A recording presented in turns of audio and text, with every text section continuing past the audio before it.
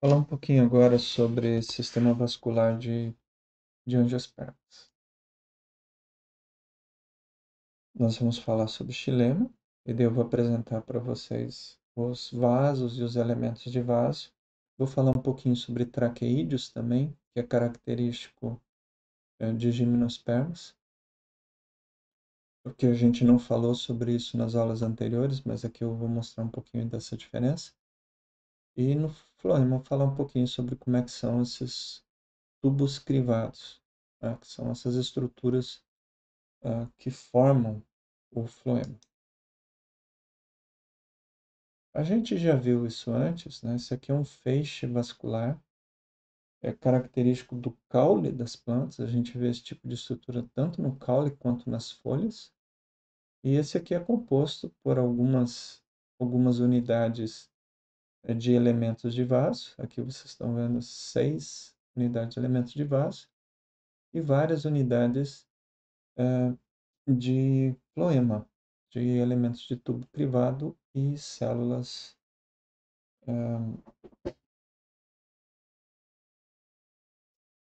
companheiras. Esse aqui é um caule de milho, então dá para vocês perceberem a dispersão dos feixes vasculares no caule de milho. Isso aqui a gente vai estudar um pouquinho essa variação em outras aulas, né? Mas cada feixe vascular desses é semelhante a uma estrutura dessas. Então a gente tem xilema, né, que a gente está vendo um vaso de xilema bem grande, né? É, bom, esse aqui seria o metaxilema, xilema tardio. Esse aqui é o protoxilema, o primeiro que foi feito, né? Aquele que é produzido. Ambos são xilema primário, tanto o metaxilema quanto o protoxilema. E aqui a gente vê uma diferença na forma como os reforços estruturais são colocados na parede do xilema. A gente vai ver mais isso no futuro, né? E aqui o floema. Reparem que no xilema tem os depósitos de lignina. Aqui fora a gente está vendo também umas células estão coloridas com vermelho. Também é coloração para lignina, então a gente observa a lignina aqui, aqui, aqui. Essas estruturas aqui fora são fibras de esclerênquima, que são estruturas de reforço, formam uma bainha em volta do feixe vascular. Isso aqui é característico de um tipo de feixe vascular chamado feixe vascular fechado. E o floema, né, a gente é bem característico, a gente vê células grandes e células pequenas juntas, né? É, que a gente tem os elementos de tubos crivados e suas células companheiras, não tem depósito secundário na parede celular. Só tem parede primária. Então, esse aqui é uma representação em um corte longitudinal. Então, nós estamos enxergando essas mesmas estruturas de lado. Então, vocês podem ver, né, aqui o feixe vascular, então, né, quando a gente olha de topo, a gente vê o tubo, né, o buraco do tubo do xilema aqui, por exemplo, nesse metaxilema. E de lado, a gente vê esse tubo com uma série de anéis que formam os espessamentos de parede. Tá? Então, visto corte longitudinal e corte transversal. E com isso, olhando para as duas figuras, a gente explica melhor como é que é formado um feixe vascular. Aqui no exemplo, um feixe vascular de milho. Vejam que isso varia de acordo com os grupos, de espécie para espécie. Tá? Muitas dicotiledôneas, por exemplo, têm feixe vascular aberto. Feixe vascular fechado é característico de monocotiledônea. Então não tem essa bainha de esclerênquima em volta. Olhando um pouquinho por xilema, então, A característica mais notável que separa a gimnosperma de angiosperma é que nas gimnospermas, essas células que formam o xilema são células longas e fechadas nas extremidades. E nessas células a gente encontra uma série de furinhos que são chamados de pontoações. Alguns chamam de pontoação, outros de pontuação, mas eu acho que o termo mais aceito pelos botânicos é pontoação. E também existe variabilidade muito grande na forma e no arranjo dessas pontuações. Então, desde pontuações simples, que são essencialmente um furinho na parede, até pontuações areoladas, né, que são pontuações mais complexas. E grupos, né, de pontuações. Essas estruturas, né, então, essencialmente são células alongadas e que têm, como a gente já viu antes, o conteúdo é morto, não tem mais membrana plasmática, tudo morreu, não existe mais nada lá dentro. Nada que lembre a célula, apenas a parede celular com os depósitos de parede secundária. Apenas a região dos plasmodesmos se manteve, né, e que virou depois as pontuações. Então aqui é uma célula morta, só tem a parede celular, e o que acontece é que, lembram, os plasmodesmas ligam uma célula a outra célula. Então aqui as pontuações vão ligar um traqueídeo a outro traqueídeo. E através das pontuações vai ter transporte de água. É essa estrutura responsável pelo transporte de água nas gimnospermas. A grande evolução que ocorreu das gimnospermas para as angiospermas é que nas angiospermas as células são curtas, então elas são pequenas, mas são muito mais largas do que os traqueídeos. Muito, muito mais largas. E abertas nas extremidades. As mais evoluídas, em geral, têm uma abertura simples. É uma enorme abertura no fim das células. Isso faz com que, quando essas células se apoiam, ao invés de se apoiar lado a lado, como aqui nas gimnospermas, e que o transporte de água ocorre através das pontuações, no caso das angiospermas, o transporte de água ocorre topo a topo. Então a gente tem um tubo perfeito, muito grande, muito largo. Pode ser visível a olho nu em algumas espécies, chegando a coisa de 0,2, 0,3 milímetros de espessura. Então o fluxo de água aqui passa a ser muito eficiente, muito mais eficiente do que nas gimnospermas. Ainda que esse tipo de sistema vascular das angiospermas não aguente congelamento, por exemplo. Já as gimnospermas aguentam, a angiosperma não aguenta. E também nas angiospermas ainda tem as pontuações, que servem para conectar com os tecidos anexos, né? Que do lado do xilema, nas angiospermas, assim como nas gimnospermas, a gente vai encontrar tecidos vivos, tanto os tecidos de floema quanto outros tecidos, parênquimas. Então tem um transporte de água entre essas estruturas. Aqui um exemplo dessas placas perfuradas, né? Em cima, assim, na ponta dos elementos de vaso, né? Aqui dois tipos, e aqui vocês verem, então, uma placa de pontuações do lado da abertura, aqui mais pontuações aqui dentro. É uma estrutura bem... Normalmente, os elementos de vaso têm também uma enorme quantidade de pontuações.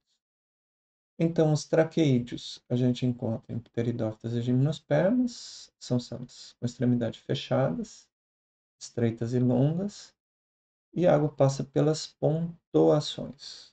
Lembrando que alguns autores falam em pontuação. Tá? Eu prefiro chamar de pontuação, assim como está no livro do Raven.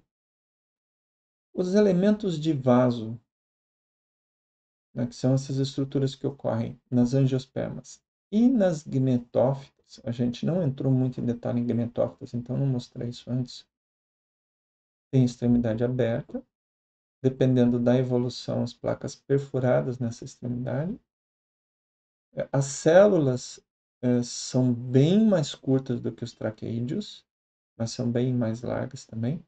Então, isso permite que, como elas se colocam em topo a topo, a capacidade de transporte seja muito maior. Transporte de água, né? Porque a gente está falando de xilema. Água e nutrientes, ou seja, os líquidos que vêm do solo para a raiz e são transportados à folha. Ou então são produzidos pelas raízes e mandados para a folha. É, e é isso. Então, esses elementos de vasos se juntam formando os vasos. A estrutura de transporte de água do xilema das angiospermas é o vaso. Aqui, na verdade, isso aqui é uma estrutura de gimnosperma de pinus, né? Uma estrutura de madeira de pinus. E a gente pode ter uma ideia melhor de como é o traqueídeo. São células longas, né? O transporte da água é através dessas pontuações. Aqui, no caso, uma pontuação areolada. A gente vê que em volta da pontuação tem um desenho, né? Isso aqui é uma válvula, na verdade, uma válvula de controle de fluxo. E reforços estruturais, olha só, né? Tem anéis de reforço nessa estrutura do xilema.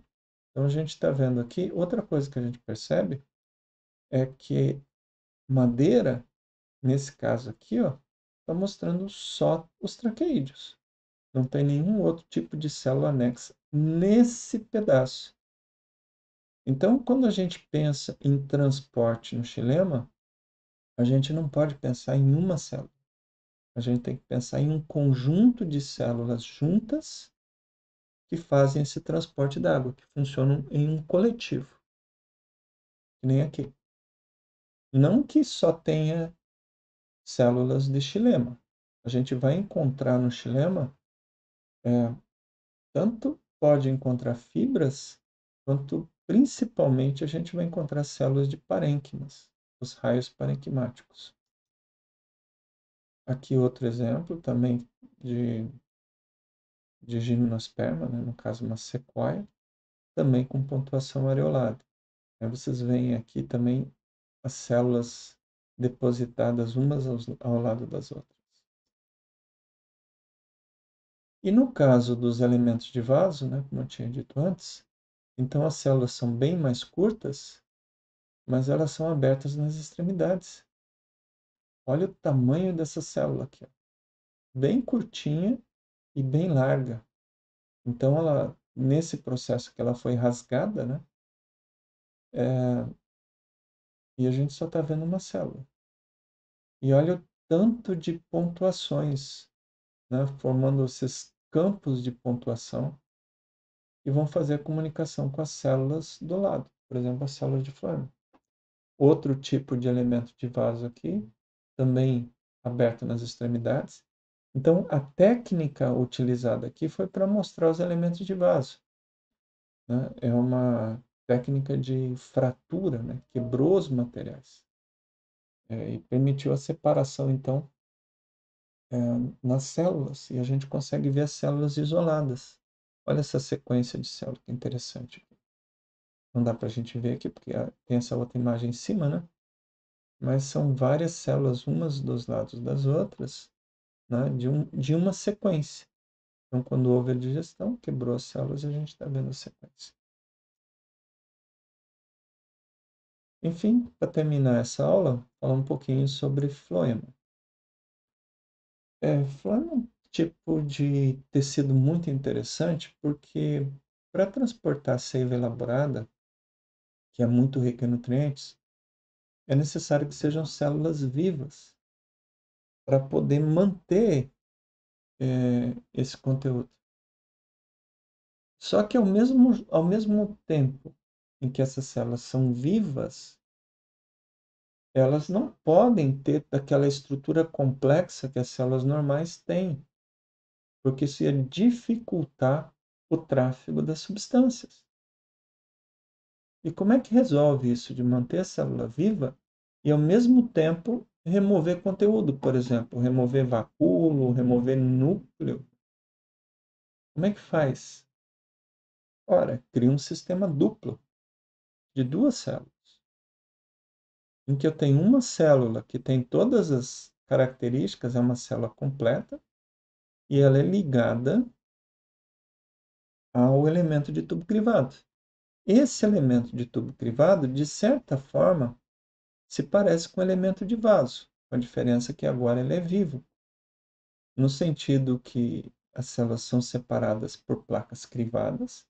Essas placas crivadas têm os crivos, ou seja, tem uma grande quantidade de plasmodesmos, e então podem fazer o transporte a um fluxo de célula a célula. Essas células têm algumas coisas, por exemplo, tem mitocôndrias, tem retículo endoplasmático, enfim, tem algumas estruturas, mas não tem núcleo, não tem vacúolo. E ao lado, a chamada célula companheira tem tudo o que precisa. E essa célula companheira é que faz o carregamento e o descarregamento do elemento de tubo crivado. Então, o transporte de substâncias para dentro do tubo crivado ou para fora do tubo crivado, conforme a necessidade da planta. Aqui uma imagem no microscópio eletrônico de varredura, né? É uma representação. E a gente vê então a célula companheira e o elemento de tubo crivado. Essa célula companheira, em geral, aparece menor do que o elemento de tubo crivado. E dependendo da posição do corte, ela aparece menor ainda. É por isso que quando a gente olha um corte transversal da região do foema, a gente vê mais do que as células de diferentes tamanhos. Aqui uma imagem tecido de vites, né? Vites é o gênero da uva, né? Nós estamos vendo elementos crivados e na ponta, placa crivada. E tem algumas fibras de floema aqui, que foi corado, eu imagino que isso aqui é floroglucinol, né? Tem uma coloração azul, que pode ser lignina, né? E o floema em si não colore, né?